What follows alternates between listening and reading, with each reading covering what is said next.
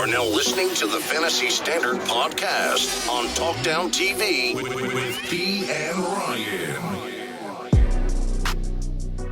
Welcome to the Fantasy Standard Podcast on Talkdown TV. This is P alongside Ryan. If you're watching, it means you're on YouTube, and we kindly ask that you drop a like and hit that subscribe button. If you're listening, it means you're on Apple Podcasts, Spotify, Audio Boom, and all other podcast platforms. We also kindly ask that you hit that subscribe button and leave a review. What up, what up, what up? What's up, man? NFL, we got week 4, but we got something to talk about before we get into this. So we just had a peculiar case when we're discussing two matchups this week, and when it pertains to the pandemic that we're dealing with. Yeah, man. We got the Tennessee Titans versus the Pittsburgh Steelers game. Officially has been postponed. They're moving it to another date. Mm-hmm. They're talking about either Monday or Tuesday. So we might have two primetime games, Monday or Tuesday. And then the other game, what's going on with the other team? The Vikings are playing the Texans, right? They haven't said anything about postponing that. I don't think that game's being postponed, changed. But, I mean, this goes to show that, this thing is real. Yeah. You are susceptible to catching it, and people do have to take precaution and not be as irresponsible as it seems some of these teams were. You look at what happened with Major League Baseball, and the fact that they, in the beginning, they had a few players that maybe were in Miami. They probably went out together just to get maybe an innocent dinner. And that Florida was one of the first states to kind of open for outdoor dining and stuff like that. So you see that it in football, it's important if you lose people. It's not just like you can replace football players talent-wise. But it looks like they're going to play. It looks like it's not like an impactful player. Not that they don't matter. Yeah. But it looks like you said, I believe you mentioned Monday. It looks like they're going to probably reschedule the Pittsburgh game. Yeah, Monday or Tuesday, they're saying. It's not sure yet, but we'll see. Yeah. And I'm glad that they have that they're adjusting quickly. Yeah. Yeah. And, this is important. This is it's football is a way for us to escape, especially during this time where we can't really go where we want to go. And for it to even affect that, it's kind of like, it brings it right back to the forefront that we're dealing with this, and we have to make sure that we're responsible. No, facts. All right, let's go over to week 4, because we're still keeping pace with being good at making these picks, right? And the players that we're picking – being better than good, I think, at this point. It's been 3 weeks, and I think we're respectfully 33-14-1 myself, and you're 34-13-1. So way above 500, 20 games above 500, 19 games above 500, above 500 every single week. Last week we had a tie, rare. We'll talk about that when the Eagles matchup comes up. Yeah. But, man, look, not to toot our own horns, but we're pretty decent at picking games right now. And, again, some of these seem pretty blatant, but, I've seen some experts that aren't doing as well. Yeah. They get paid to do this. I just feel like we know the game also, right? We don't know it maybe how coaches know it, but we do love the game. So this is new to me, like really putting in research to do these picks, because I've always gone with my gut. But I think I've gotten better adding that little element and nuances via statistics that I wasn't really privy to before. But I'm better for it, as you can see. Let's go to the Thursday night game. And I feel like every Thursday we get like a Super Bowl preview type matchup. And this is one of them. Super Bowl? Was that a joke?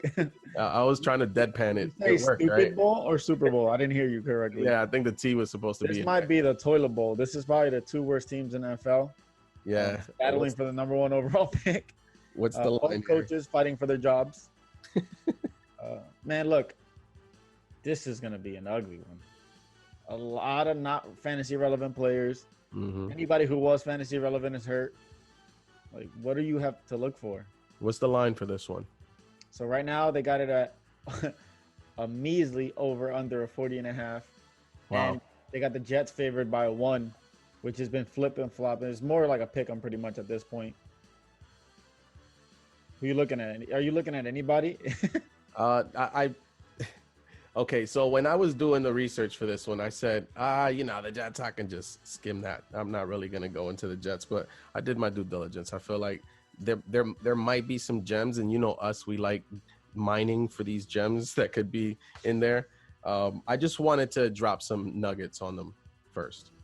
When it comes to the Jets and Adam Gase and the genius that he is.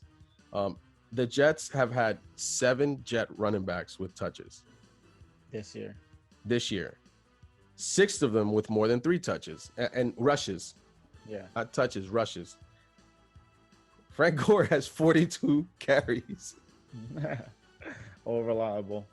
I just don't understand how you can have even a Pirine, right? Like, who looks like a good prospect. You have an Adams who looks like he could be, and you land on Gore as being the person that's going to lead your backfield while Bell is gone. And I feel like Gase has always done this with his backfield. Yeah, for me, like when you're as bad as the Jets are, aren't you trying to figure out what talent you have and trying to develop? What are you going to develop in Frank Gore? He's got 1 foot out the door. At this point, he's just trying to add on to his yardage. Like, he's It doesn't almost make like 8 feet to me. If the Jets were competing and you knew they were going to compete, then I get it, but I don't get it. Yeah, it makes no sense. Yeah, so I do have a player to look at, and I think that you probably have the same player, and you've seen this player being put around. The Jets wide receivers are all hurt. We still haven't seen the rookie that they drafted. Perriman is hurt, and I think Perriman is perennially hurt, right? That's been his thing, his career.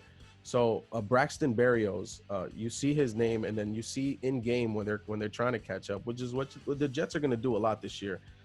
You see that Darnold is making. I said Bradford. Damn. Same difference. Darnold is actually making an attempt to look at him, and it looks like he's a great route runner. He finds a way to get open. So 10 catches, 123 yards, and 2 touchdowns, 12 targets. I think that's within the last 2 weeks. Yeah. It seems like for me, every time I see Berrios catching a touchdown, he just knows how to get open. Mm-hmm. It was always on Bradford. Look at you. So it was on Darnold escaping the pocket, which he does really well, making a throw on the run. And just to prove your point even more, I had wide receivers I like more this week. And here I have whoever the Jets number 1 is. And it seems to be like Berrios is. The Broncos are giving up the 5th most fantasy points to wide receiver in standard football leagues with 29.53. So I can see him, again, producing, getting like 80 receiving yards and maybe getting into the end zone again. So as a DFS play, maybe that's something. And if you're really, really, really, really, really desperate at wide receiver, that's somebody that you could probably plug in. Yeah, and on the tight end front, Herndon, 16 targets. You don't love the numbers per se, but PPR, he would be valuable if you needed to put him in as an injury replacement. The Broncos, I would say that the Jets, when you look at their offense statistically, it is the worst offense statistically in the league. Just look at the yards and just raw data looking at yards. Well, look who's running that offense. And he's going up against his former team. The one thing that I will say, let me give you some Denver players first before I make my pick, or before we make our pick. Brett Rippon, is he the quarterback? Because he looked pretty good. 8 out of 9, 88% completion percentage. But the 5.9 yards per attempt, it means he was doing a lot of dinking and dunking. I'm not sure I don't know if he's going to be ready for a Thursday night game. And I think that his receiver just went down, right? He just lost his best receiver. He just lost, although it's Fant, the guy there, right? Noah Fant, 21 targets, 14 catches, 173 yards. What do you see in Denver? So I just see that Denver actually tries to compete. Something that the Jets have not done all year. Like, they don't just – for me, it's always been about effort. Like, they have no effort at all. Even when Drew Lock got knocked out the game in week 2 versus Pittsburgh, they still put up a fight and only lost by 5 points versus the Steelers. Yeah. Last week against Tampa Bay, maybe they were overmatched. They were getting bullied by Mike Evans. They did well against the run for the most part. For me, it's like, what do the Jets have to offer? And we talked about it. Nothing. The passing game, maybe, but what are we going to expect? I expect it to be a very low-scoring game. So does Vegas. Yeah. For me, I'm going to just go with the team and to make my pick, unless you got something else to add here. I just want to go with the team that's actually been competing more and showing me a history of competing this week. It's hard for me to pick a team led by Gase because I just don't believe he's a good coach, and he's literally fighting for his job. So to defend your potential big, he might be trying to prove that on national TV. Yeah. The Denver Broncos here, who you going with? I'm just one more thing. Gordon, 42 carries, 174 yards, 4.14, a very respectable 4.14 yards per carry and a touchdown while Lindsey was gone. Lindsey's coming back. So Freeman, you can pretty much, if you're looking at a running back, don't even stash him. I don't even think he's going to be relevant right now. Lindsey coming back is going to cut into some of Gordon's work, whether we feel like he looked good or not. It's going to happen there. That should help the young quarterback. I think they're just going to try to run the ball all day against us. I would see that. The only thing is that it is a young quarterback. The Jets defense, I can see it being opportunistic, and maybe putting a little pressure on him to force him, stack in the box, force him to beat him with his arm. I'm not sure if he'll be able to do it. Prove me wrong, but I'm going to go with the Jets here. This is probably the only time I'll ever pick Adam Gase ever. But that's if the Jets can't win this one, I can see them going winless this whole year. Facts. Cool. Let's jump into this next matchup. The next one is Indianapolis, Chicago. This should be a really good matchup. A 2-1 Indianapolis going up against a 3-0 Chicago. What's the line? So right now they have the over/under at 43.5, and they got the Colts favored by 2.5. I mean, Indianapolis. What is there to say? The number one defense in the league. And when I was looking at the stats, I kept looking at first in passing, first in points a game, first in total yards. I mean, you expect to see the Ravens there, and they're there, but the fact that Indianapolis has that and that offensive line and that run game and a quarterback that can manage it, it's a good combo, and you can see why they're winning. No, absolutely. I think people don't understand that as the Bears are undefeated. They are 3-0 for the record, and they just got better. It's rare that you see an undefeated team benching their quarterback, but Mitchell Trubisky, let's all be honest, he was holding his team back.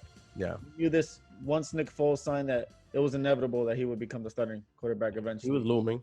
Yeah, and I think they are better because he is the starting quarterback. He has a whole week to prepare. I don't think they'll still be able to compete with the Colts. With the Colts, because I feel like the Colts defense is just so strong, but they're going to give them a fighting chance. Both of these teams are really good against quarterbacks. They are 1 and 2 with least fantasy points allowed to the quarterback position. Talked about the Colts being well off. They're the first against tight ends as well. So for me, we saw Jimmy Graham. He's been getting touchdowns these last couple of weeks, and he's been probably a hot pickup this week. For me, I'm tempering expectations for him. They're going to try to shut him down because he is becoming a more well-known name. They got Allen Robinson there, got Anthony Miller there, the running game. It's going to be a fun game, man. It's very close. Vegas has it at 2.5, so they're going to make it competitive. I don't think this is going to be this is a field goal game like they're looking at it. Yeah, this could be one. Something here. Phillip Rivers, the defenses he's played, has he played one as feisty as Chicago's can be? I do see that Phillip Rivers is at his old tricks again, and look at this breakdown. Hines leads the team in catches with 13. T.Y. Hilton leads the team in targets with 17. Mo Alley Cox leads the team in receiving yards with 181. Yeah, San Diego Colts. Make it make sense. Yeah, and look, let's be honest. The Colts have been playing less competition. They played the Jets, a Minnesota team who was hurt, and they lost to Jacksonville. Yeah. So, and the Jacksonville one is a division game, so you kind of exactly. Yeah, you kind of make that a push on that, but you do want to see how let's see that great offensive line go up against this defense and push them and punch them in the mouth. Taylor has been not as efficient as one would think with the work that he's getting. He's getting points in fantasy. But when you look at the NFL, the raw data, 48 carries, which is really good, but 3.79 yards per carry. Yeah, he hasn't even hit 200 yards rushing yet, has he? No, 182. Yeah, and it's all touchdown dependent at this point. What, he's got 3, 4 rushing touchdowns? 2 touchdowns. 2 rushing touchdowns, okay. So again, he's not taking advantage of the carries. The Colts are playing like every Phillip Rivers ran team. They're trying to kill clock. They're not trying to give the ball to the other team because Phillip Rivers is good for that. Mm-hmm. And he's pretty much managing this game right now. He can make the throws that you need to be made. Man, this is gonna be a good game. Yeah, and that's why my pick is Chicago because Nick Foles is the ultimate game manager, right? But in a sense that he's not the game manager that's just gonna play it safe. He's gonna use his weapons. And I feel like he's going to be efficient. Nick Foles historically has been one that he's not going to throw the ball. He's not going to force the ball anywhere, but he's going to make sure that his receivers are involved. And he did that last week right away. Granted, they were playing the Falcons, which I could probably step in and get 100 yards receiving. You can throw 300 yards passing. I could probably do both in the game. But no, I'm kidding. I would never pretend to know that. Anyway.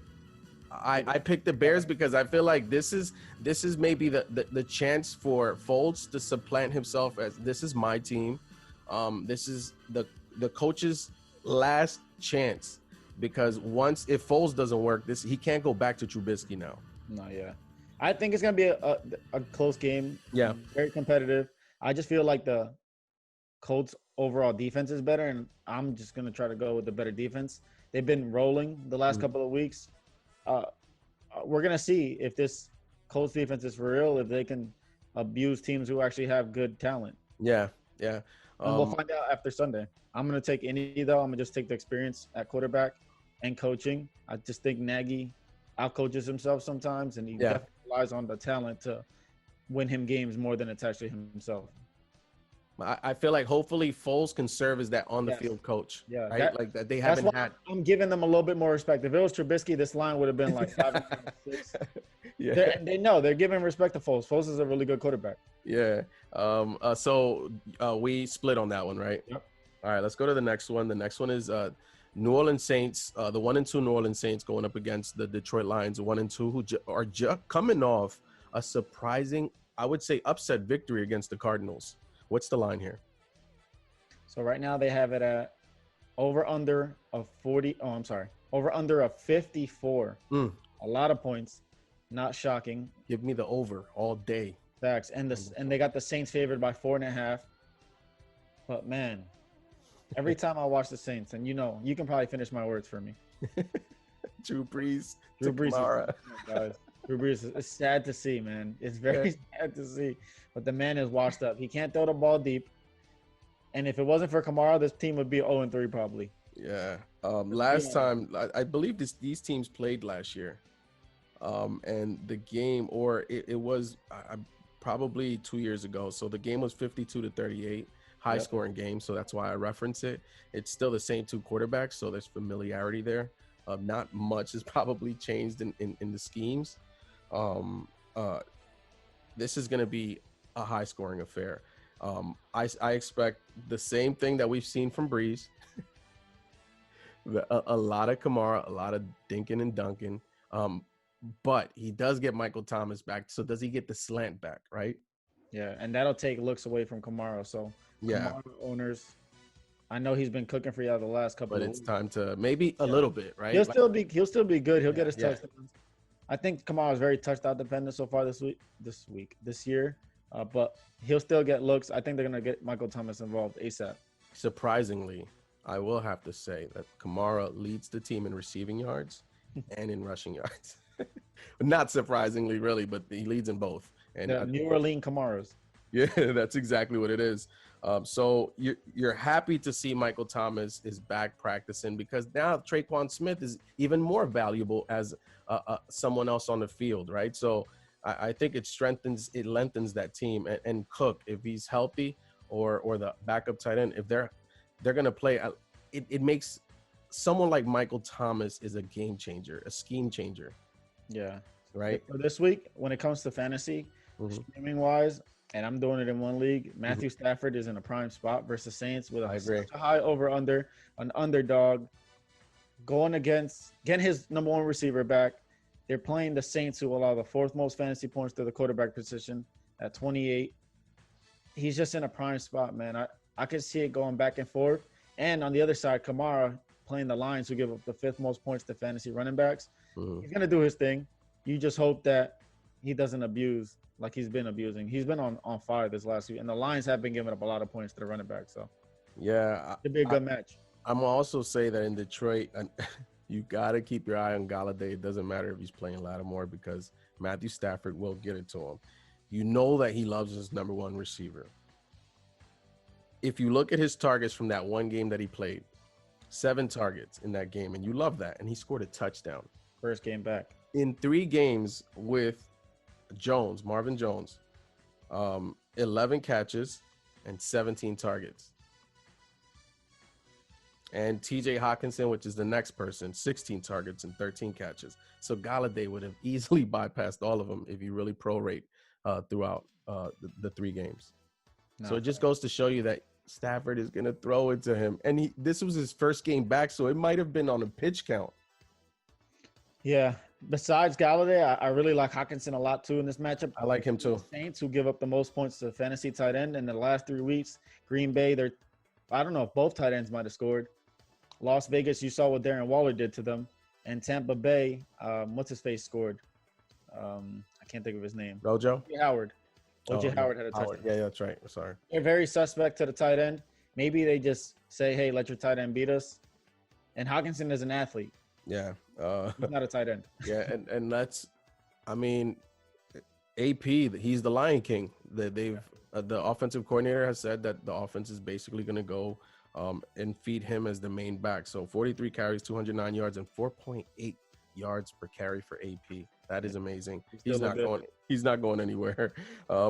Nonetheless, my pick here is New Orleans. I just feel like New Orleans and Breeze, they just find a way to win games like this. And Patricia versus Peyton, I'm going to go on the Peyton side. Yeah, with all that, I'm agree. With all that being said, I'm taking the Saints. The only way the Saints lose this game is if Breeze arms fall off and he's throwing picks left and right. Detroit's defense is a little underrated, but I just see this being a shootout with New Orleans pulling out at the end of the game. Yeah. It's close to falling off, though. It's close to falling off.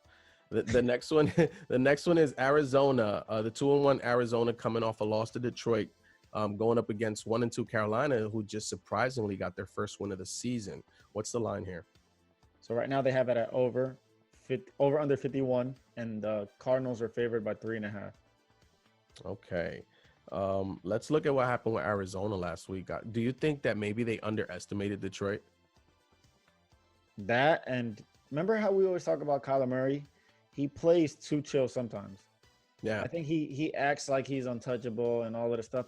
And I mean, you want your quarterback to think and play like that, but sometimes it's too much braggadocious, too much nonchalantness.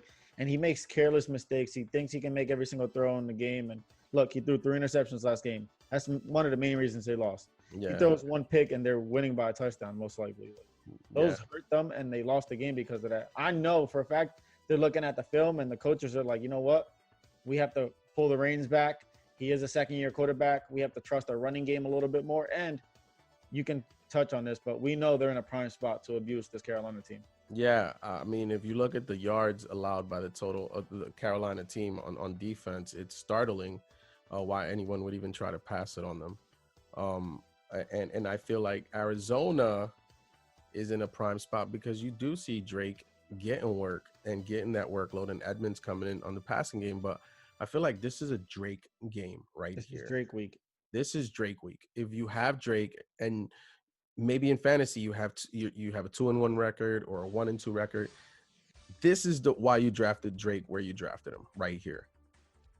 For him to carry you. Just to prove your point, the Panthers are giving up the second most fantasy points to running backs with 32 a game. Man, Drake is going to eat. Just look what the last couple of running backs have done against Carolina. Eckler. I'm trying to remember who they last played before that. Eckler. Hold on, I got it pulled up right here. Give me 1 second. They got Eckler, what Leonard Fournette and Ronald Jones both scoring touchdowns, and then your boy Josh Jacobs 3 touchdowns week 1. Yeah, that's So right. they're abusing this running game, and this one of the main reasons I'll touch later on why I feel like Kyler Murray is a good play, but not a great play this week. I'm tempering expectations. Some guy that I'm a little like I like a little less this week, solely because the Panthers give up surprisingly the third least amount of fantasy points to the quarterback position. Because again, like I said last week when I was talking about Herbert, these quarterbacks don't need to be used as much because you can abuse them in the run game. Yeah, I actually looked back and they played last year. Carolina won this 38-20. But something to note here is that Kyler Murray was sacked 8 times last year and had 2 interceptions. This is much different defense. You lose Mario Addison, you lose a few other pieces. Kuechly, Kuechly obviously is the biggest piece on the defense. Bradbury, they lost. This is a whole new defense. Yeah, it's a whole new defense. It's young, it's talented, but young. So I expect that to flip around. I don't expect Kyler to make those same mistakes, and hopefully, last week probably lit a fire under him, which could be a good thing. Hand it off to Edmonds, Drake, or Edmonds. That's not a bad thing. And just a tidbit here on if you can pass on Carolina, in total yards, they're one of the tops, and in passing yards per game, the average is 258.3. So if Arizona wanted to, Isabella, Hopkins, who you already know is going to eat, they could. I just want to give you something on the Carolina side. I feel like there's wide receivers there that we're neglecting because we love talking about the running back and how they use them there in Carolina. DJ Moore has 26 targets on that team, but he only has 14 catches. 239 yards, you like that, so 17 yards a catch. What I will say about the 26 targets versus the 14 catches is that either Bridgewater is being totally inaccurate, or you expect DJ Moore to be the receiver that you drafted him to be. Yeah. I mean, before you even went on there, I was going to say that DJ Moore is, again, another receiver that I'm lessening my expectations because they are playing Carolina, who give up the second least amount of fantasy points to the wide receiver position. Arizona. Yeah, I'm sorry. What did I say? Carolina? Carolina is playing against Arizona, who gives up. Arizona gives up the second least. Sorry. Yeah, I did see that stat. You're right.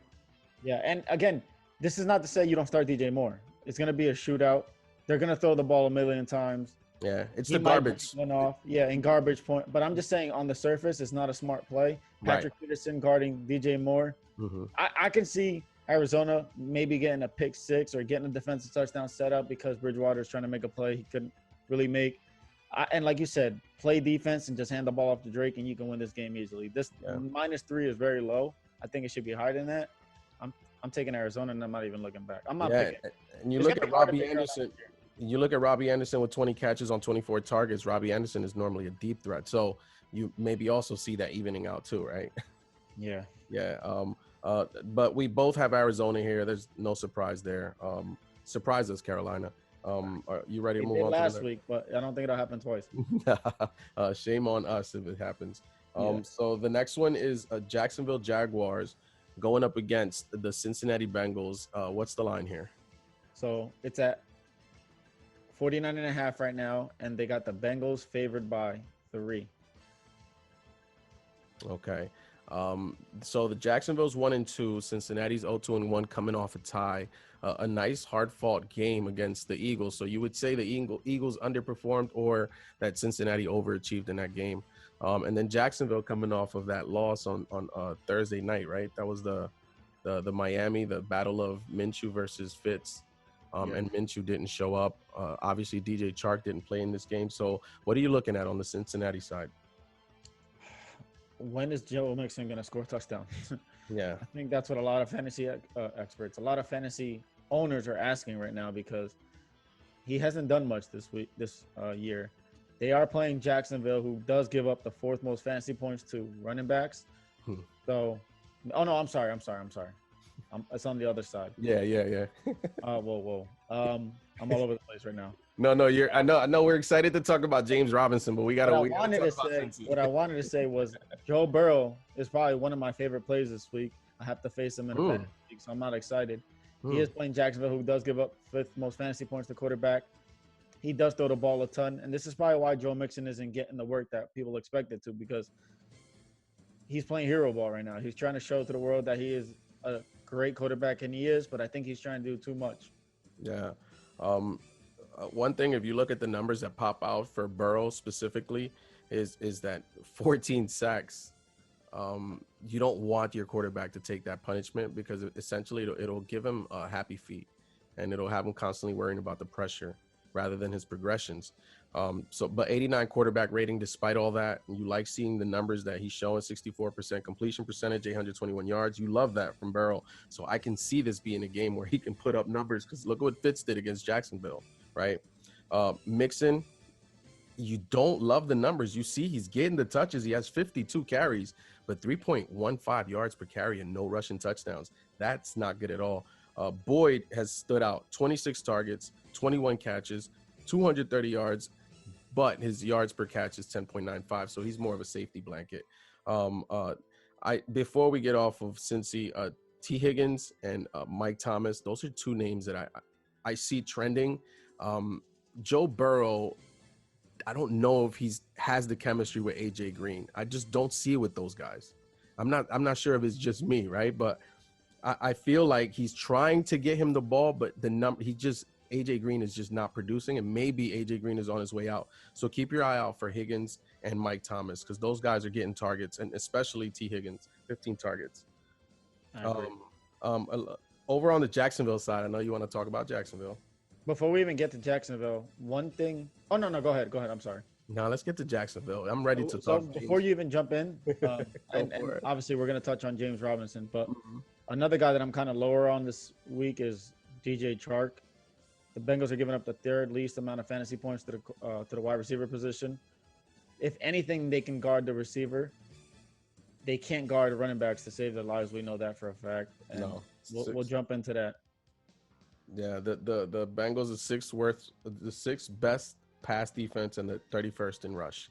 So that's why I'm speaking of which, if you have James Robinson, you love this matchup just as much as you love the one from last week. 43 carries, 200 plus yards, and 3 touchdowns on the year, right? I believe those are his numbers. And Gardner Minshew, who had a terrible game last week.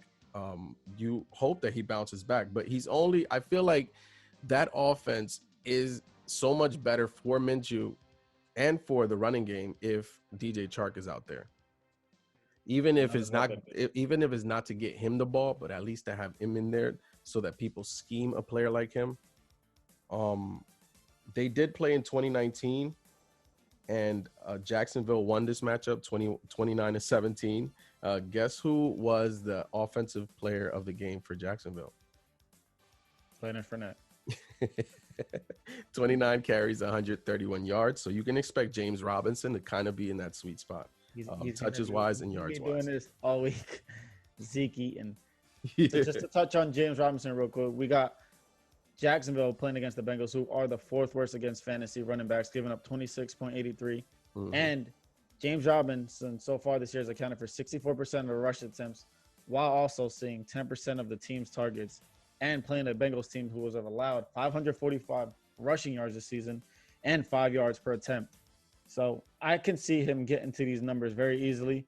I'm going over 100 total yards and a touchdown. The only way, and the reason why I'm picking in Jacksonville, the only way I can see them winning this game is if they just continue to hand the ball off to James Robinson. He's like a bowling ball. All he does is get yards. He reminds me of Chris Carson, but bigger, because he just falls forward. He's hard to tackle. And we know the Bengals can't tackle anybody. We saw what the Browns did to them. If 2 Browns running backs can go for what they did, I can only imagine with James Robinson. And what's-his-face might be a sneaky play here, Thompson. Yeah. For those reasons is why I'm going to go with Cincy, because I feel like Jacksonville can run, and they've shown they can run. I don't know if they can keep up with Cincinnati on offense. I You just don't. hope that Burrow doesn't make any mistakes, and if he did not do that, then With Mixon, Jacksonville's middle of the pack when it comes to rankings for their defense. Um, maybe Mixon can turn it around here. He has to show me, right? But I got Cincy because I feel like I don't know if Jacksonville, especially with what Minshew showed last week. Not that I'm off of him, but I just don't know if this team can go with Cincinnati the way Cincinnati battled Philadelphia last week. Yeah. So we split on that one. Are you ready for the next one? Yep. The next one is a doozy. We got the 2-1 Cleveland Browns going to Dallas to play the 1-2 Dallas Cowboys. What's the line for this one? So we have it at over 56.5, which might be one of the highest of the weeks. Wow. And they got the Cowboys favored by 4.5. I don't quite know about that 56.5 on Cleveland's end, right? Yeah. But look, this is what we talk about records being misleading. Like, are the Cleveland Browns really a 2-1 team? Or have they played two horrible teams? Yeah, they've beaten the teams that maybe a team like Cleveland should be. Dallas, they've gone up against tough opponents. Their playoffs already started basically. Mm-hmm. Dallas is 30. The defense is 30th in points allowed. But is it because the defense is bad, or is it because they faced the Rams and the Seahawks and the Falcons consecutively? Tough competition. Right. The offense is first in yards per game and passing yards per game. Dak with 1,188 yards. 5 touchdown passes and 3 rushing touchdowns. Zeke, elite level 58 touches. So I looked at every back in the league, and I already have a gauge of what elite level usage is. So to me, if you're above 45, then you're reaching elite level usage. Yeah. Zeke is at 58. That's elite. By the way, James Robinson was at 43. That's almost he's almost there. 219 yards for Zeke, 3.78 yards per carry, 3 touchdowns. You hope to see the yards per carry get a little bit better. Maybe that's what Dallas needs to keep the defense off the field. What else do you see on Dallas? So sneaky play for me this week, and I would never recommend this guy, but Baker Mayfield against the Cowboys, who give up the 3rd most fantasy points to quarterbacks. We've seen it week in, week out. They're just a sieve to passing yards. Odell Beckham might be in another prime spot this week. Oof.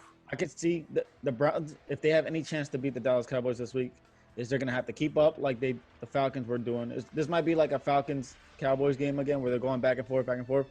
But I just honestly think that the Browns don't have the firepower to keep up with the Cowboys. They got 3 great receivers, a great running back, a good tight end, a great quarterback, and a decent enough defense who can stop Cleveland's best option, which is the run game. And they're going to force Baker to throw. If he doesn't make any mistakes, he might be in for a prime week based off of the matchup alone. But I can't trust Baker Mayfield. Yeah. For the Dallas receivers, you ask yourself that they're all getting production, 267 yards, 230 yards for Cooper and CeeDee Lamb. You see the target distribution, 35, 23, 21 for Gallup, for Cooper, for CeeDee.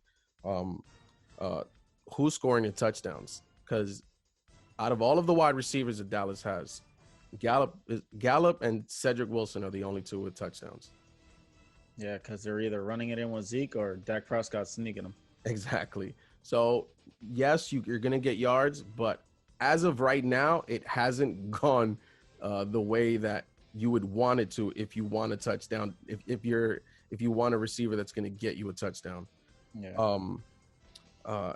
In terms of Cleveland and trying to figure them out, I think that if you have Landry in PPR especially, then I can see Landry getting peppered with those underneath targets all fourth quarter.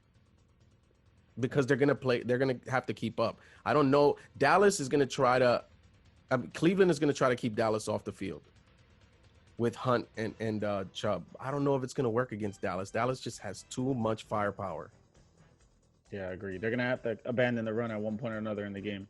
And that's not going to work in their favor because Baker, you already know, Baker is more of a liability than he is an asset. So that being said, I'm not going to get too cute. I'm picking Dallas here to get back to 500 and 2-2, and Cleveland to come back down to earth a little bit. Yep, me too. We can move on to the next one. Yeah. So speaking of elite level touches, I do want to mention this on Cleveland. Nick Chubb at 51 touches. That's you like seeing that. 292 rushing yards. Kareem Hunt with 39 attempts, 204 rushing yards. So that's borderline elite for him in terms of touches as well, or rushes. The next game is this is one of those COVID games, right? Yeah. So we have Minnesota Vikings that are 0-3 that are going to Houston to face the Texans, who are also 0-3. What's the line here? Over-unders at 54.5, and they got Houston favored by 4.5. This game is like, if you do this game last year, you're like, oh, these are two playoff teams.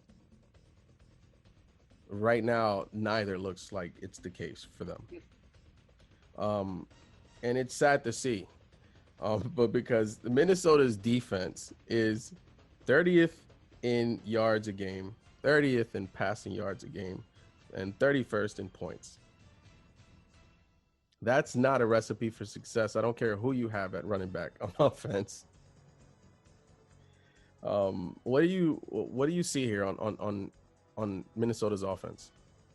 They just keep trying to force feed their Dalvin Cook, and he has been productive.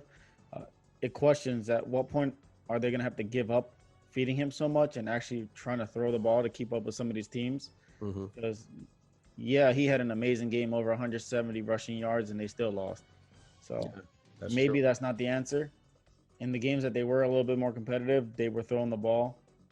This week on the Houston side, we have probably one of the better matchups they've had all year. Vikings giving up third most to the wide receiver.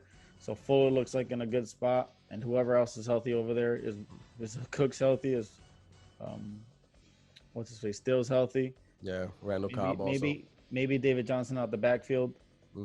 The Vikings are a little bit better against the run, so I can see them trying to force the passing game a little bit more, and maybe Deshaun is in for a good game as well. Yeah, if you look at Houston and the teams that they've played, they're a little more. They've been through what we would call a buzzsaw, right?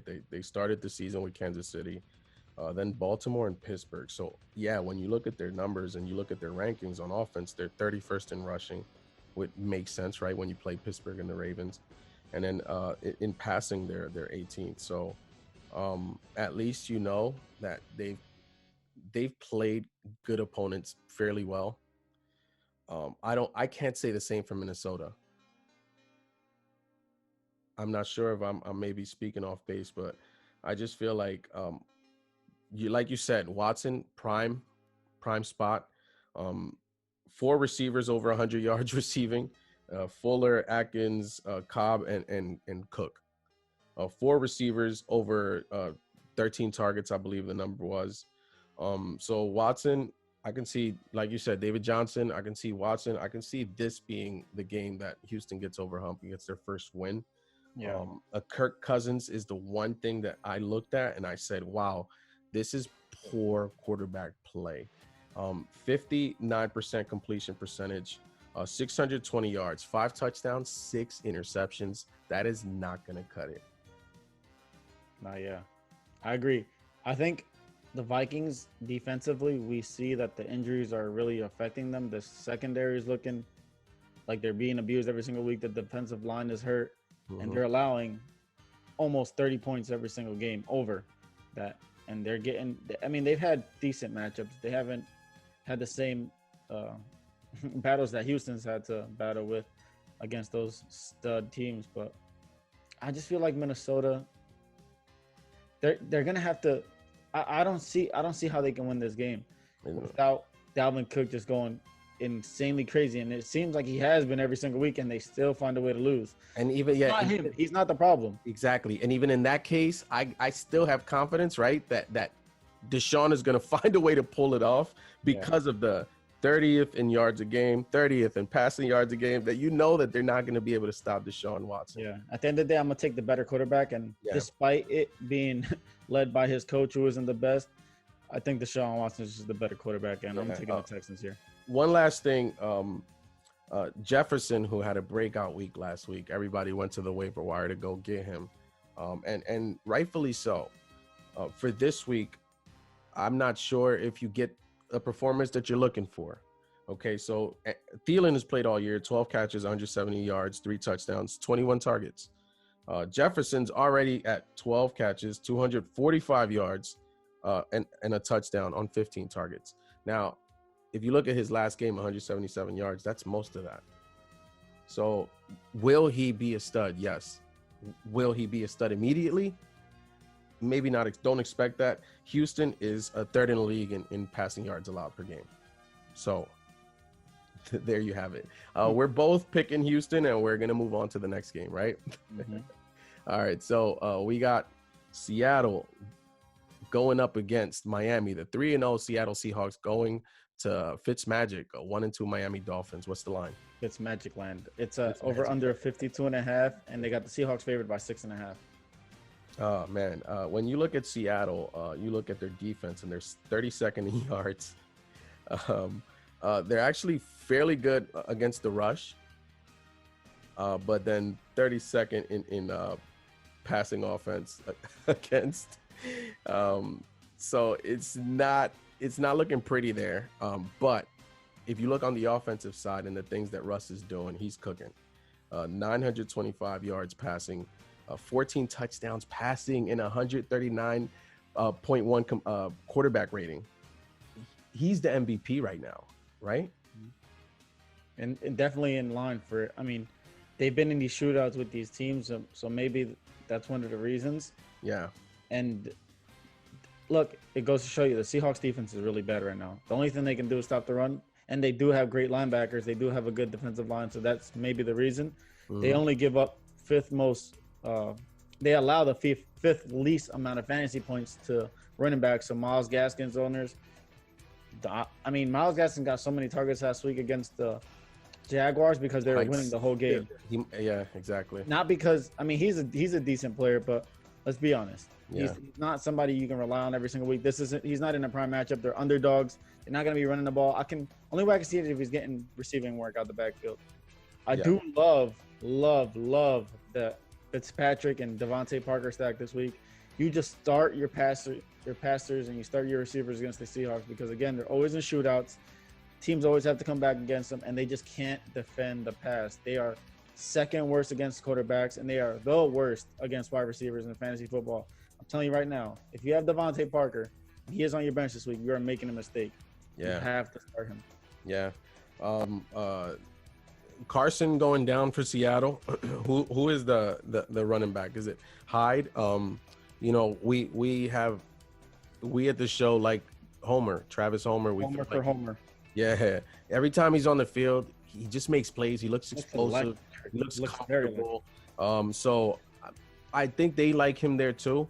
So let's see what the distribution is of work is and how long Carson's going to be out. Yeah, and they're saying Carson still has a chance to play. They haven't officially ruled him out, so we'll see. I think it's a mistake if they do rush him back, especially against Miami. I don't think you need Carson to beat Miami. I would rest him, but not because I play against them either. I'm not saying that. I'm going to give you numbers, and I want you to guess which receiver it is on Seattle, okay? 24 catches, 259 yards, and on 29 targets, on 4 touchdowns. 4 touchdowns? Mm-hmm. How many yards? 259 yards. I can give you the other receiver stats, not the name. Give me the other one without the name. The other one is 12 catches for 297 yards, 3 touchdowns on 22 targets. So the first one's Lockett. And then the second one's Thing. Only because I know Lockett scored 3 touchdowns last week. And damn, he has 200 and something. I thought Thing would have more yards because he's catching bombs. But yeah, so the safety blanket I've identified is Tyler Lockett, and the deep threat is DK Metcalf. And if you look at the two players, you would think it's the opposite. Yeah, but we've always said that Tyler Lockett is he's an everything receiver. It's beautiful to watch him. He's a deep threat. He's the red zone threat. He's the third down threat. He's everything threat. Like, he's getting the ball because Russell Wilson trusts him. they are so in sync. And watch when DK gets into that chemistry bubble. He's almost there. He's still making those young mistakes. Special. He's one of the best throwers in the NFL. On Miami side, the defense looked better last week against Jacksonville. They beat Jacksonville convincingly. Fitzpatrick 71% completion percentage, so you like seeing that. He's keeping the interceptions relatively down. Myles Gaskin 38 rushes, which is really good to see. 4.1 yards a carry, and then 15 catches. Can you believe that? 15 catches. So he's getting a lot of touches. To your point, I mean, Parker and Gesicki are two names that I feel like are prime in this matchup. Based on the number of targets, they're both first and second on the team in that department. And I do feel like Fitzpatrick, once he locks on and he has guys that he likes, he is going to pepper them with targets. And this is one of those games that there's going to be so much garbage points to be had. 400-yard game. You're going to be happy that Ryan told you to go and start Parker. And you're going to be happy that I told you that, hey, Gesicki might be a consideration here. Facts. So, but on that being said, we both pick Seattle. Moving on to the next one. Moving on, we have the Los Angeles Chargers going up against the Tampa Bay Buccaneers. The Chargers are 1-2. Tampa Bay is coming off a win. They're 2-1. What's the line? So right now they have it at over under 43.5, and they got the Bucs favored by 7.5. Man, they're losing hope for the Chargers. The Chargers defense, when you look at them, you're like, wow, they're under 10 or within top 10 at every category. Yeah. And just to back that, the Chargers are giving up the least amount of fantasy points to running backs. They are hold on, where'd I go? They're 11th against the run here. Yeah, 11th against the run. And I just feel like the way they control the clock is amazing. They keep you off the field, and that hurts fantasy production. Yeah, I mean, when Eckler has 47 carries and Kelly has 43 carries, then that's a lot of clock that's just running. Yeah. So that being said, they're fourth in points allowed because of that very strategy. They just keep it away. Their offense, surprisingly, and I'm going to ask you, what category did you put their total yards at? In the top, from 1 to 32, the Chargers? I would say middle of the pack, probably like 12, 11. They're 6th. 6? Wow. Yeah. Can you believe that? I mean, Herbert has helped. He has thrown the ball a lot the last couple of games. I'm glad you mentioned them, because in the game, 2 games that Herbert has played and then the game that Tyrod has played, has been a stark difference. Tyrod with a 70 quarterback rating, which is kind of what you expect from him, right? Herbert with a 90 quarterback rating, very respectable. 641 yards in 2 games, which you'd like to see. Again, maybe the turnover.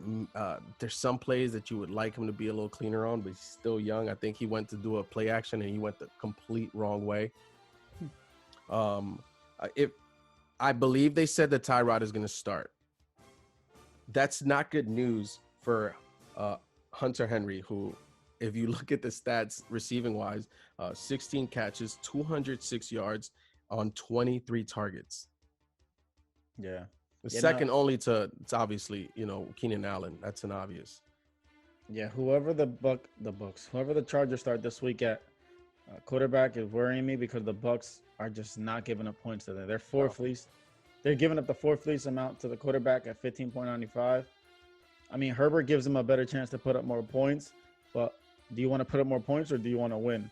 Yeah. And I think the coach for the Chargers wants to win, so he's going to start Tyrod Taylor, because they are undefeated technically with him, whatever that means. Yeah. They're going to try to control the clock, keep Tom Brady off the ball, and just hand it off to Kelly and Eckler all game, because that's what he likes to do. He's a former running back, and that's what he believes in. Yeah. But I think the Bucs just have too much firepower, and their defense is a little bit better than some people think. Yeah. If it was Herbert, passing yards allowed a game for Tampa Bay, maybe they don't allow the touchdowns, but 14th. So that's more middle of the pack compared to the rest of their defense. That third in rushing yards allowed, fourth in total yards allowed, and seventh in points. So passing, maybe, that's where I felt like maybe a Hunter Henry would have eaten, but I I'm not as optimistic with Tyrod in there. Yeah. And we try to warn people about Leonard Fournette. Again, Yeah. he's not in a good spot this week. Do not start him unless you're desperate. No, but he looks like he could be out this week. Yeah, I saw that he was questionable or doubtful to play. And I mean, if Ronald Jones is in, I guess just solely based on touches, he's worth starting. But the Chargers, again, we talked about it. Clock management. These guys don't get on the field. And just because of that, they're giving up the least amount of points to fantasy running back. So maybe that's something to look at. And if you do have a better option, maybe you do look there. But if you don't, then Jones wouldn't be the worst start. Yeah, what you hope here is that Tampa Bay has gotten into a group and they take a lead and they take the Chargers off of that run mode. Yeah, and they force them to pass. Yeah, that's what. And then based on that, maybe it gets to where the offense is on the field so much, maybe the starting running back gets a touchdown, like Arojo or whoever. But in terms of Godwin, who's going to replace Godwin? Because you know that he's been hurt pretty much all year, right? Scotty Miller is leading the team in receiving yards, if you can believe that. They do have wins. They're coming off of wins against Denver and Carolina, and they both were convincing. So I do feel like this is another test that they feel like they're gonna have to come. And Tampa Bay is still figuring out a way to click. Gronk, they said they weren't gonna use him last week. They used him. I think they're trolling. I think Gronk is only getting more and more comfortable in that offense. Believe it or not, he might actually be helpful here with no Godwin. Yeah. I'm taking the Bucks, and we're taking the Bucks. Yeah, we're taking the Bucks. We do like the Chargers as a team. I'm not going to speak for you, but I feel like we do like what the pieces they have. I just don't know if they'll win a battle like this year. Yeah. The next game is another COVID game, right? And it might be played on Monday or Tuesday. So as of right now, it was scheduled for 1:00 on Sunday. That's being pushed back now, but we're expecting them to still play. So we are going to still pick it and talk about it. Yeah. So we have the 3-0 Pittsburgh Steelers going to Tennessee to face the 3-0 Tennessee Titans. What's the line? Of the unbeatens. We got it at 47.5 over under, and they got the Steelers favored by 2.5. Yeah. When I want to look at Tennessee first, specifically because when I looked at the defense, it was surprising. They got Clowney, right? Jadeveon Clowney. Mm-hmm. They signed him. When I looked at their defense, 29 in total in yards allowed, 29 in rushing defense, 23rd in passing, and 14th in scoring defense. So 14th looks decent, like they're middle of the pack. But when it comes to the yards they're giving up, it's concerning. Yeah. Because the teams that they've faced haven't been exactly playoff caliber. Yeah, I agree. Right. I mean, losing cornerbacks and a couple injuries here and there will really quickly change that. Yeah. The Steelers are just such a tough opponent. I have Derrick Henry in the fantasy league, and I'm tempering expectations for him this week. They've just been so stout. Yeah, sheer volume, right? I mean, I want to remember when I said elite was like 45 to like 50, 55. Yeah. Henry is literally, and I've looked at every backfield in the league. He's literally on a level, I literally wrote this down. It says godly. Yeah. He has 82 attempts this year. Yeah. It's unreal. 82. He's looking to average on pace for like 450 carries this year, which is insane. I know that's going to come down back to earth. He might finish with 400 and won't be crazy. Yeah, I feel like going up against Pittsburgh, who allows 54 rushing yards per game. 54. You're happy with that. Derrick Henry gets you 54 into the end zone. You're not complaining this week. Yeah, I'll take it because, like we said, the Steelers give up the second most fantasy points to running backs at 11, almost 12 a game. So that's pretty much 60 yards and a touchdown. And you're not mad at that. Yeah, and you take that. And again, I'll take that and run. Now Henry scored two touchdowns last week. Totally see Henry maybe because normally he's one of those streaky scorers. Yeah. Right. Yeah. He does them in bunches, and I feel like this could be one of them where because I don't see where the scoring is going to come. Believe it or not, I was surprised here. Jonnu Smith leads the team in targets, right? 20. You expect that, right? He's tied with Humphreys for 20. Yeah. Who's third? Third was Davis. and Derrick Henry is on pace to get over 40 plus targets, which is last year he had like 17 catches. You like to see that. I think he's going to shatter that this year as he gets more comfortable in the passing game. Yeah, maybe some screens because that pass rush is super aggressive over there.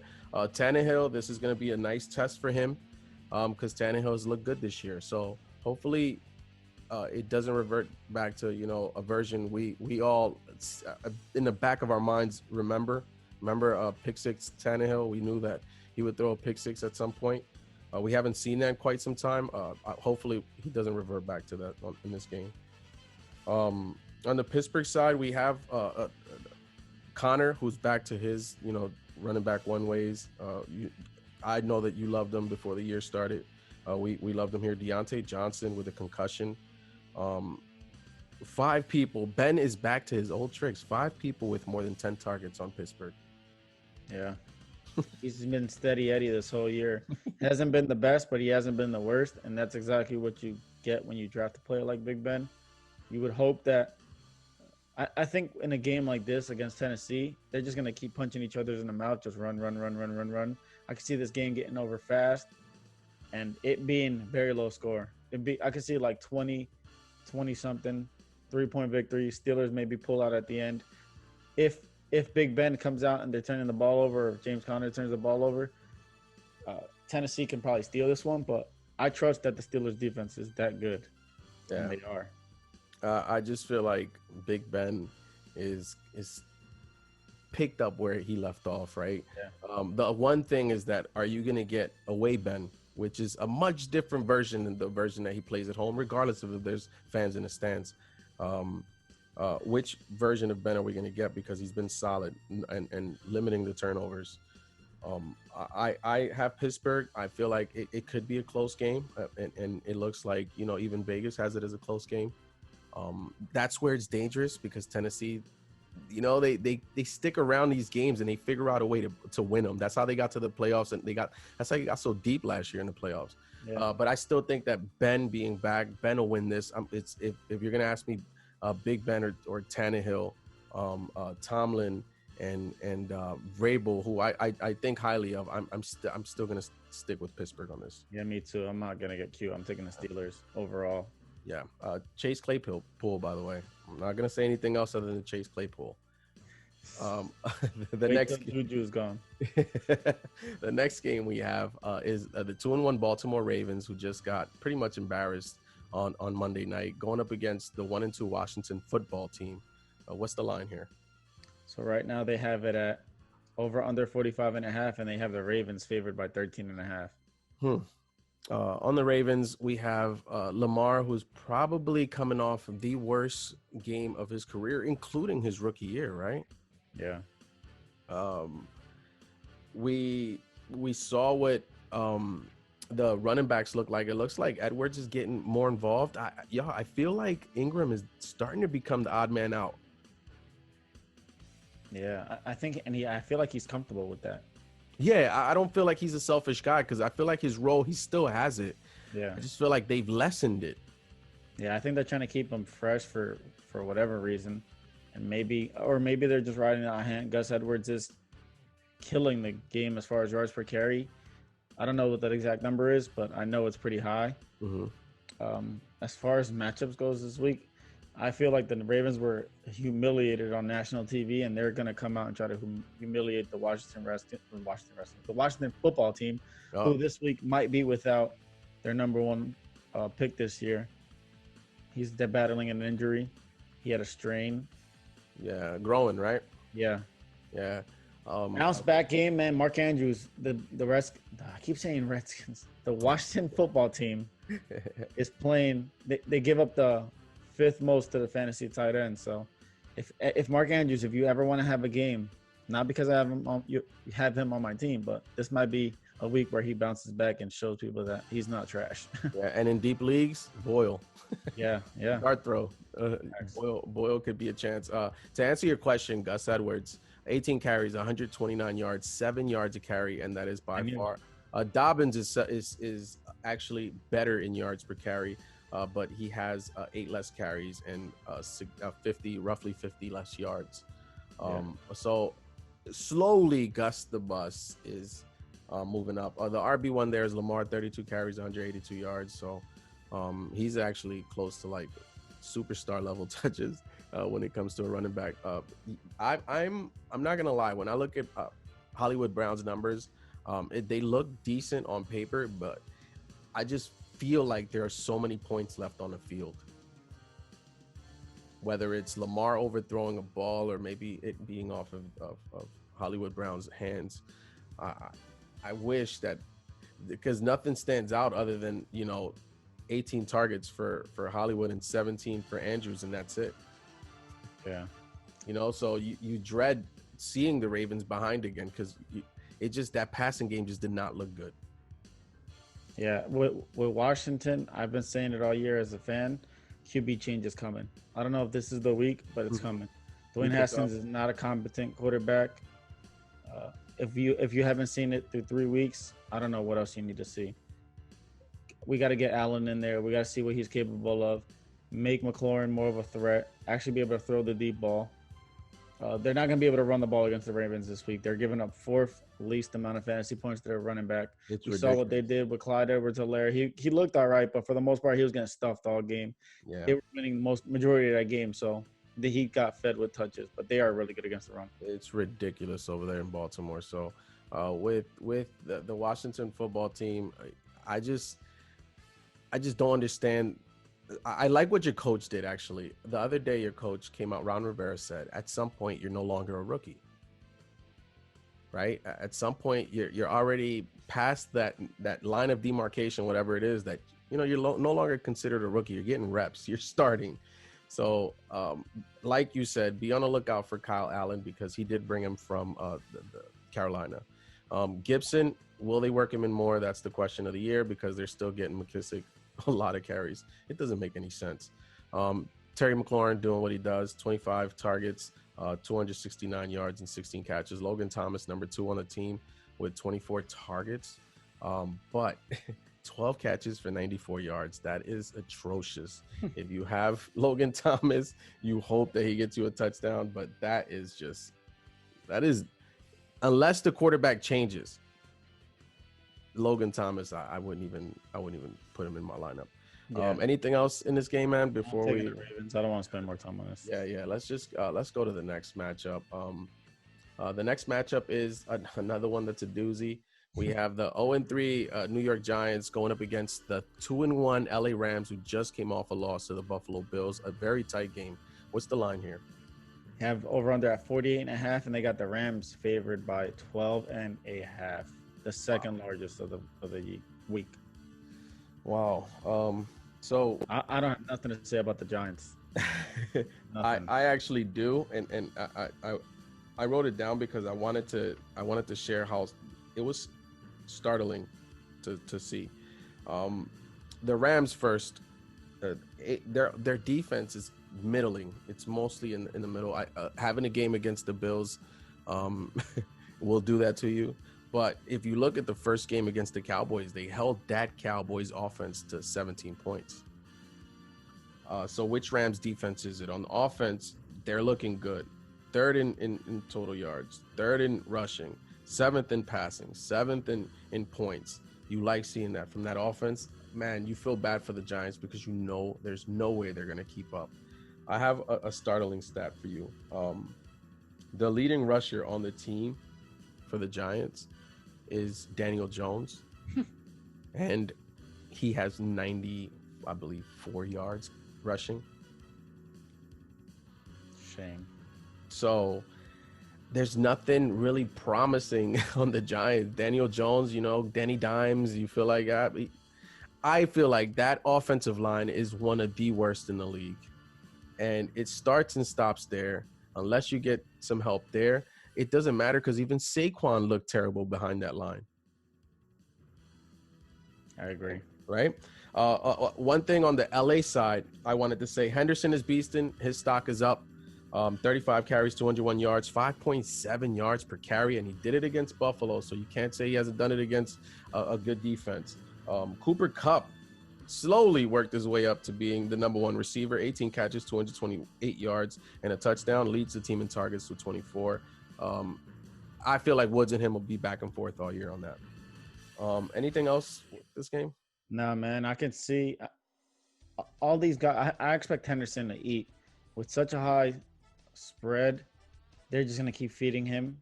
He might have a 2 touchdown game. Maybe not have to pass the ball as much. So maybe Cup and Woods, they'll get their yards early because they won't need to do nothing in the second half. They should easily beat the Giants this week. Yeah. Steve Slayton, 12 catches, 188 yards, 2 touchdowns, 22 targets. That's like probably the only bright spot I see on that team. And it's not to disrespect Giants fans. I feel like you have some pieces, but without an offensive line, none of that matters. So the next game is the New England Patriots, and this should be a really good matchup. The New England Patriots going to Kansas City to face the 3-0 Kansas City Chiefs. The Patriots are 2-1. The Chiefs are coming off of a very convincing win against the Ravens. What's the line here? So they have it at over under 52.5, and they have the Chiefs favored by 7. Well, do you like that? I do. I mean, it didn't sound convincing when you said it. That's why. No, only because the question I asked myself is, how is New England going to keep up? How? Their best strength is running the ball. Mm-hmm. Kansas City was very impressive defensively last week.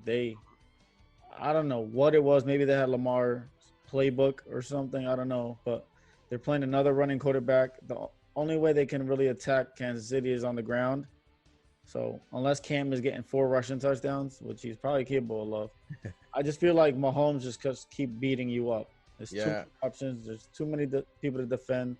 We'll know Bill Belichick's probably going to try to take away Kelsey or one of these guys. Mm-hmm. But he can't take away everybody. And that's always the problem when you play Kansas City.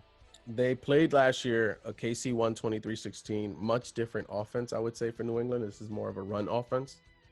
Yeah. Kansas City's run behavior defensive-wise last week was more of an anomaly because if you look at in terms of rank, they're 27th in the league in rush yards allowed per game. Yeah. So 4th in passing, so you expect them to be maybe a little bit better against the pass. The Patriots, they have a middle of the pack defense for the most part. I feel like they are beatable on the deep pass, and that's what Kansas City excels. So McCole Hardman, Tyreek Hill, Sammy Watkins, you're up, right? Like you're up. Every receiver they have. Yeah, they're gonna be testing because, like you said, I think they're gonna occupy the underneath. They're gonna take away Kelsey. They're gonna take away those dump offs to Edwards-Helaire. I do want to mention a strategy that I saw against Las Vegas that I've never seen in my life, and I think I've seen a lot of people that study film are talking about it. Bill Belichick apparently devised a plan against Derek Carr because he knew that Derek Carr likes going through his progressions and then going immediately to the check down. Bill Belichick devised a scheme to where the check down was being double covered. I swear to you, I've never seen that, where the running back coming out of the backfield and doing whatever that play and then bracketing him immediately. And it was just a beautiful thing to behold and watch that defense play so disciplined and just like trusting the next man and being in the right spot. It was really nice to see, and that's why Carr had trouble with his checkdowns. That being said, I feel like that's why you can never count out New England, because I feel like they can make a Patrick Mahomes think a little bit and struggle a little bit. Not that he can't do it. On the Cam front, I do feel like N'Keal Harry and Edelman are still neck and neck, tied in catches, tied in targets. I think they're going to do that all year with the even split. So they asked the same question about New England when they played the Seahawks, and they kept up to the last play of the game. I'm going to take Kansas City here. Yeah, but me as well. I would caution an expectation that this would be a blowout. You think it's going to be a blowout? I don't think it's going to be a blowout. For me, he always has trouble against Mahomes. Mahomes is different. He's not Derek Carr, first off. Yeah, exactly. And Andy Reid is calling the plays. Yeah. He's just as smart as what's his name? Bill Belichick. Yeah. The Chiefs are giving up the least amount of points to the receiver in fantasy. Mhm. They're going to have to run the ball and keep Mahomes off the field. That's the only way they're going to win this game. But Mahomes doesn't need that much time. So that doesn't work. You can't do that against the Chiefs. And that's No, why. I wasn't saying that he was going to apply that same strategy to Mahomes. No. I know. And I'm not arguing that either. I'm just saying the Yeah. reason why I agree with you that I think the Chiefs are going to win is because no matter how much you keep Mahomes off the field, when he's on it, he doesn't need that much time. He doesn't. He's play. efficient. If he's on the field, chances are he's walking off the field because he put up a touchdown. Exactly. I agree with you. I think they're going to try to scheme something up to try to stop him, but they're not. And that's it's why to they're me, going to end up winning. the Ravens are a better defense than New England. Personally, I feel like they're a better defense this year. And they made him look foolish. They made him look on national television. They made him look foolish. I was embarrassed for the Ravens defense, and I'm not even a fan of that team or on that defense. Yeah, Edwards-Helaire, 55 carries. That's elite. 240 yards, 4.36 yards per carry, 1 touchdown. I feel like they're still trying to force that goal line carry, and I'm not sure How many rushing yards? 240. Majority of it came in the first game, so. He is getting a lot of pass catching work last few games, so you're right about that. There are 3 players with 20 targets on the Chiefs, Kelsey, Hill, and Watkins. Not very surprising, right?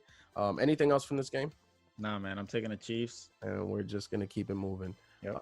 So the next game is my Buffalo Bills, my 3-0 Buffalo Bills, who just beat the 2-0 Rams. Well, 2-1 now.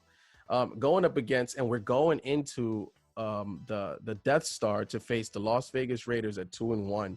The Raiders just lost to New England.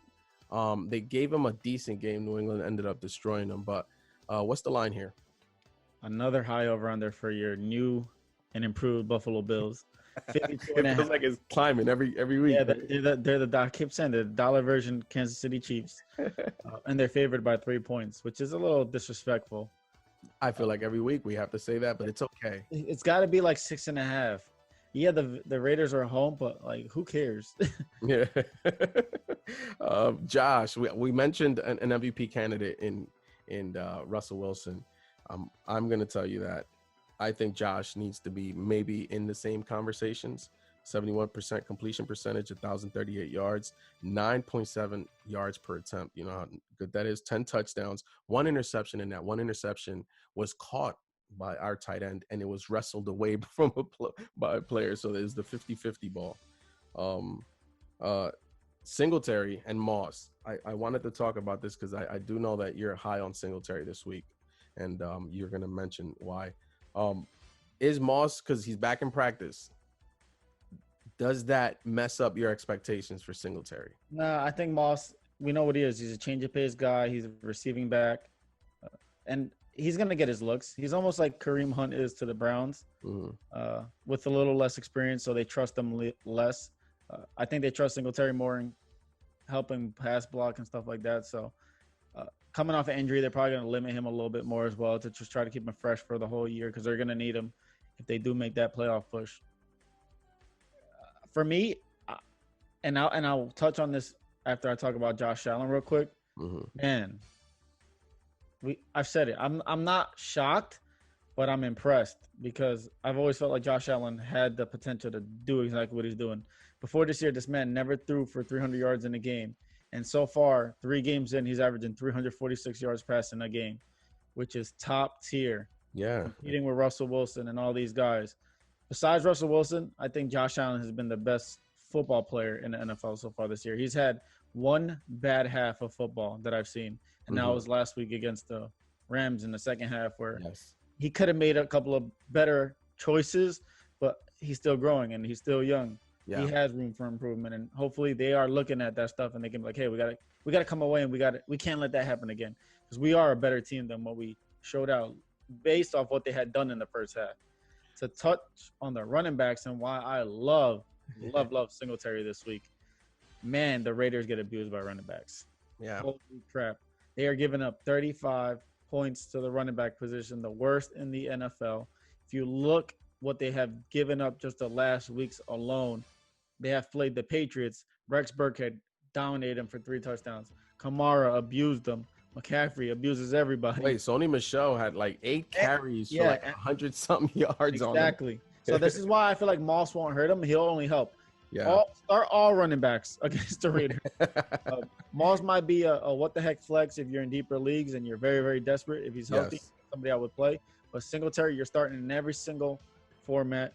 This is a guy who's been underperforming for the most part. But if you did watch last week against the Rams, the man was looking different. He was running different, and he had that gear, that motor that people love about him, and why he is nicknamed that. His nickname is Motor. I do want to say, and when we were talking offline about this matchup, and we were talking about the Bills, we were wondering to each other, are the Buffalo Bills in fantasy becoming like the Chiefs, where you have to start stashing some of their players? Yeah.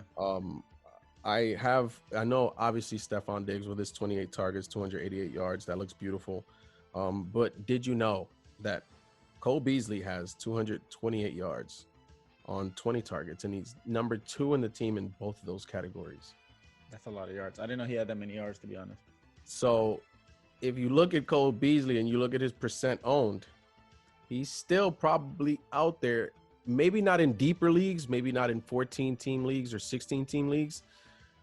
But I'm certain that if you look in the waiver wire, Cole Beasley will be there, and that's not such a bad option to stash on your bench. Yeah. Only thing that the Raiders are actually decent at is guarding the wide receiver. Mm-hmm. They do give up the 5th least amount. So I'm not saying bench Stephon Diggs, or if you have to start Beasley, I'm not saying don't start those guys. But again, tempering expectations. They do funnel everything to the run game, and teams do abuse it. So for that reason, they might not need receivers. But man, at this point, we might be saying that these receivers and all these players for the Bills are matchup proof, and you can just start them against anybody. Yeah, the Bills offense is number 2 in the league. The Las Vegas, in terms of yards allowed in the passing game, is 16th. So Diggs maybe lower. Yeah. But Beasley is used to going across the middle, used to working against nickel backs. Maybe he's the guy that, in PPR especially, like, I'm going to start him, because I feel like it's not going to happen with Diggs like I think it is. Yeah. That being said, I feel like Buffalo has shown me that not only in the fourth quarter, I have Josh Allen, who's a dog in the fourth quarter. He was that before he improved this year. I just feel like Buffalo's defense still hasn't played to their potential, and that's scary to me. Mm-hmm. I just don't see Las Vegas being able to, number one, keep up with Buffalo, especially them being banged up at the receiver position. Who is their first receiver? Who's their number one? If you take away Waller, which you see he can be schemed out, who's going to step in? Because Josh Jacobs is at 68 carries. That's insane. Yeah. His usage is high. They're going to have to rely on that, and I just think you can't do that against the Bills. They're very explosive offense. We can say that now. It's not weird. Yeah.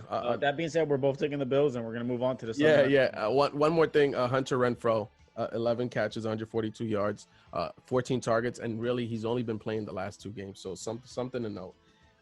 The next game we have the 2-1 Philadelphia Eagles going to San Francisco to play the 2-1 San Francisco 49ers. What's the line? The over-under's at 46, and the Niners are favored by -7. Man, what an ugly record. 2-1. That's terrible. Man, the NFC East. Yeah. The winner of that division is going to be the team who sucks the least. Nobody deserves a playoff spot. I saw something today that said that 28 of like the 52 of Philadelphia Eagles players were not on the injury report. We already knew that they were going to be banged up. It's just this is 2 straight years of the same thing. The biggest name that I'm going to say, and you already know who I'm going to say because he's no longer on your team, is Carson Wentz. 6 interceptions and 11 sacks. Has he regressed, or is he a product of having such a bad offensive line that he's running for his life? And no weapons. And the weapons, he keeps losing. He just lost Dallas Goedert. Ertz is the only person he has. He hasn't had Alshon Jeffrey. Deshaun Jackson is hurt. Jalen Reagor, who they drafted in the first round for him to be a weapon, he's hurt. Who are you down to? Hightower. You're down to Hightower and Greg Ward, the converted receiver, Greg Ward. Yeah. So it's not looking pretty there on the Eagles side, unfortunately. And where I just Sanders is the bright spot, 38 carries, 190 yards, and 5 yards a carry and a touchdown. So you like seeing that, especially since he missed time. But what was surprising about okay, I want to tell you something that is surprising about the Eagles. If I tell you that they're fifth in total yards allowed on defense, they're fifth best, meaning they allow the least. Fifth best, ninth best in rushing yards against, because we know they're stout against the run. Seventh best against the pass. 23rd in points. That tells me that those turnovers are costing them. Yep. Because this team could easily be 2-1. Yeah, they should have beat a lot of these teams that they lost to. Yeah, but that scares me against a very clean and sound San Francisco team. Yeah, even if it's the B team. Yeah, they're The 49ers rank top 5 in least points allowed to the quarterback, running back, wide receiver, and tight end. That's the only team in the NFL that does that. I don't see how Carson Wentz is going to put up points this week. They don't even have a sufficient amount of talent to really even pressure it, but just look what they've done to the last two teams. The Giants and the Jets, which again aren't the greatest, but are the Eagles that much better? Yeah. The fact that they're only favored by 7 points is solely because they're so hurt and they got the backup quarterback in there. But I can see the Niners just getting out of here unscathed and just getting out coached. Yeah, Nick Mullins, who steps in, and he's actually a better quarterback. You know, we say that here. 70% completion percentage, 400 yards passing, 95% quarterback rating. You like that from somebody who just stepped in. The McKinnon show. What is the status of his ribs? Mostert, MCL, it's a mild strain. He's questionable right now. Do you want him to come back from a mild strain, or do you want him to rest another week? Does that mean Wilson Jr. steps in again and handles the goal line and the short yardage work? There's 4 people on the – hold on, bro. Jesus, I just had a random bug just going on. There's 4 people on the 49ers with 10 carries. Jesus. Open my shit. And remember I mentioned that bromance with Bourne still leads in targets, still leads in catches, and 164 receiving yards. Brandon Ayuk, we see you. 31 rushing yards, 91 receiving yards. That could be a thing.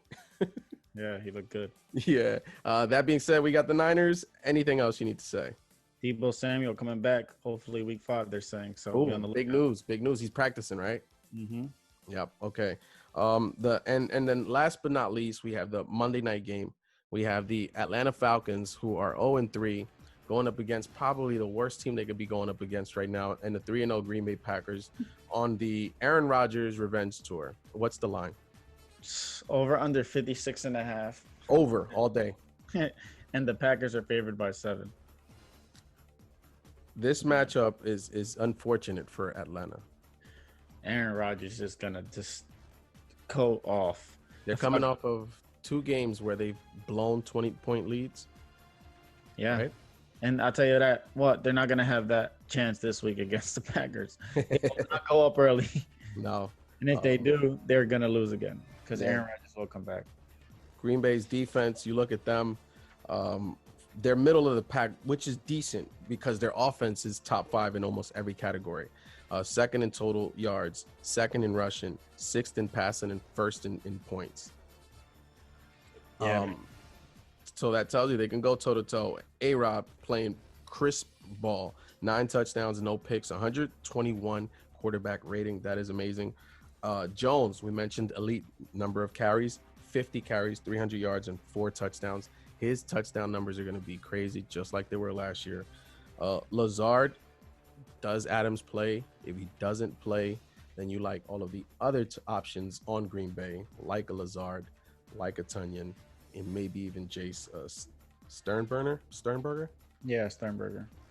He looked really good. He's young. He looked good, but Lazard especially, I feel like they already have a good Adams relationship. I don't know what the status is with Adams. I don't know if he's looking to miss again or if he's cleared to play or is he even practicing. He's somebody I love this week. Obviously, Aaron Rodgers this week is gonna do what he normally does. Yes, sir.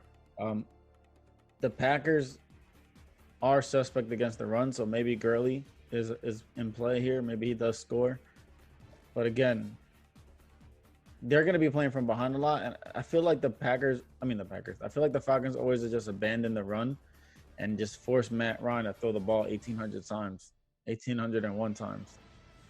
So I don't know what's going to happen here. I'm not going to get cute. I'm taking the Packers. The Falcons just keep beating themselves, and they're looking really bad, man. This coach is on the hot seat. Yeah, the defense for Atlanta, 31st in total yards, 13th against the run because you don't have to run against them. 31st against the pass, 32nd in points. Their offense, 7th in total yards, 18th rushing, 3rd in passing, and 6th in points. So they've had to do a lot of throwing, and they've been behind because of their defense, or they've been ahead and they just don't know how to just keep the ball away from the other team. Maybe their offense is so good that they score too quick, but there's something going on there. Matt Ryan's numbers, you look at them, they look decent. 961 yards, 62% completion percentage, 7 touchdowns, 2 picks. Gurley, 49 carries, 197 yards, so 4 yards a carry. That's decent. Julio Jones, I think has the changing of the guard already happened, Ryan? Oh, man, I hate to admit it, but yeah. Right? 21 catches on 35 targets. That's by far more than anyone on the team. Russell Gage is still number 2 in the team in targets, and he missed the whole game last game. I do have a name is Zacchaeus. Yeah. He's, again, I know he's going to be a popular name, and they're probably going to be, he's got a burst score of whatever. Temper, because he's 5'8", 188 pounds. So he might just be one of those guys that's like, 3 catches, 4 catches a game max. But that being said, we both take Green Bay. We don't feel like Atlanta is going to be able to keep up. And even if they take a lead, there's no way Green Bay is going to lose this game. So we're I'm both not betting against Aaron Rodgers. No, not the way Aaron Rodgers is looking. He's looking very centered as a person. Like, he's looking peaceful. You root for that, man. He's been reading books. That being said, it is over, and now we're getting ready to. I think this is one of my favorite parts of the episode. We're gonna pick our stud, our dud, and our under the radar players. So, Rye, you want to start it off with your stud? Yeah, man, it comes to no surprise. I've been drooling over this matchup for a couple of weeks once I've seen what Seattle was doing and allowing to the wide receivers. My stud of the week this week is Davante Parker. Seattle, like I said earlier, has allowed an average of 379 yards per game to opposing receivers while giving up 5 touchdowns. As an underdog in this game, expect Ryan Fitzpatrick to be throwing the ball and going to his favorite target. I expect Parker to eat. I'm projecting at least 100 yards and a touchdown. All right, so I guess I got to come strong with my stud, and it's somebody that we both liked in the offseason. It was Kenyon Drake. Kenyon Drake is playing the Carolina Panthers, who we've already told you how dreadful they are against the running back. Look at what Eckler did the week before. I expect no different from a team that's looking to bounce back and kind of reestablish themselves as an up and coming and a team that's not gonna lose games they're supposed to win. Kenyon Drake, I expect him to get a combined 105 yards and a touchdown in the air. That's my stud. Bet. All right, I'll jump right into my bust. And when I say bust, I'm going at guys that I feel like are gonna underperform based on what they're usually doing. And for me, I said it earlier in the episode, quarterbacks who face the Panthers never really have to perform that well because they're running. Why Juan is picking Kenyon Drake as a stud, they always go off. So my bust is Kyler Murray. Surprisingly, Carolina has allowed the 3rd least fantasy points to the QB position this year at about 15 points per game. I'm tempering expectations for Kyler, and I'm predicting under 20 fantasy points this week for him, and that's busted, as he's usually putting up 25 plus. Yeah. For me, I have A person that's surprising, and I don't want everyone to misconstrue what I'm saying and say that this is for the year. I'm saying for this week. I say that my bust is going to be just Jefferson from Minnesota Vikings. He had a great game, 175 yards receiving. Right. It it was basically against a team that Tennessee hasn't really been the best at defending the pass. So is it that, or is it that he broke out? That they opened the offense up? The way Cousins is playing, it's a little scary, and they're going up against a team that's really good against the pass. 199 yards a game. That's third best. So you can beat them on the ground. I'm not so sure you can beat them in the air. And they already have Thielen, who's the number one target there. I don't really see Justin Jefferson all of a sudden being a guy that's going to get 8, 9, 10 targets. So for the most part, I put Jefferson's numbers at around 45 to 50 yards receiving, no score. Cool. To finish this up, my under the radar. I mentioned it earlier, man. Running backs against the Raiders, they've allowed 35 points in non-PPR to the opposing running backs, worse in the NFL. And if you see what Rex Burkhead and Sonny Michel did last week to them, you will understand why I'm picking Devin Singletary as my under the radar. I'm expecting at least over 80 total yards and a touchdown, and I'm tempering expectations. I wouldn't be surprised if he scores 2 touchdowns. Devin Singletary is going to be under the radar and go off. Yeah, I got a guy that he's a rapper.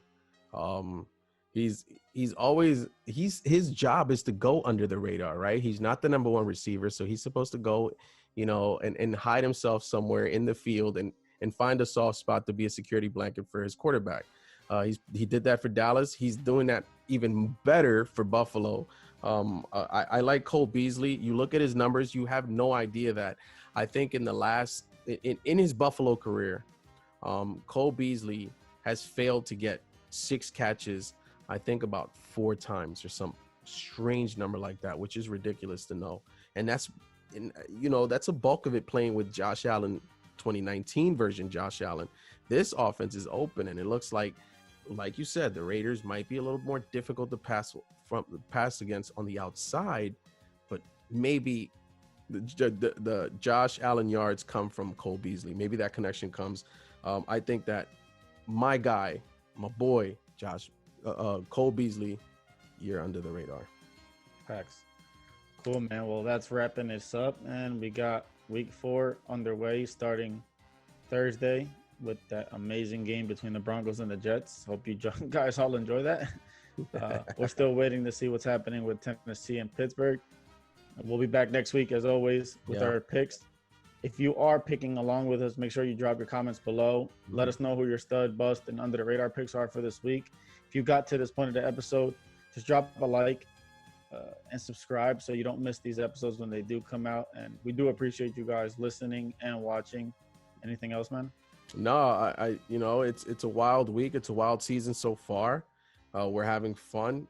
But if you have any feedback, if you feel like there's anything you want to share with us, please feel free to email us at the fantasy standard tfs@gmail.com. That's the fantasy standard tfs@gmail.com.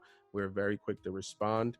What else do we have? Oh, the notifications. Make sure you click on that. If you're on a podcast platform listening right now, we appreciate that you stuck through this. We hope that we helped you win some money if you're gonna use this to bet, to gamble. And please, in the review is kind of how we know how we're doing. So just drop a review while you're here. Take a few minutes if you can. And that's all I have. We'll see you next time. Yep. Take care, guys and ladies.